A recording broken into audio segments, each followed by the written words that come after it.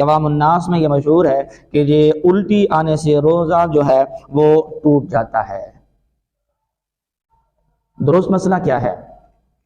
آج خود جتنی بھی الٹی آ جائے، کہیں ہو جائے، تو اس سے روزہ جو ہے وہ نہیں ٹوٹتا۔ البتہ قصدن یعنی کہ جان بوجھ کر کہ الٹی کرے، مثلا کہ منہ کے اندر، حلق کے اندر جو ہے انگلی مار دے، جس کی وجہ سے جو ہے وہ الٹی آئے اور کہے ہو اور وہ منہ بھر کے ہو، تو پھر جو ہے وہ روزہ ٹوٹ جائے گا، جبکہ اس کو روزہ دار ہونا بھی یاد ہو۔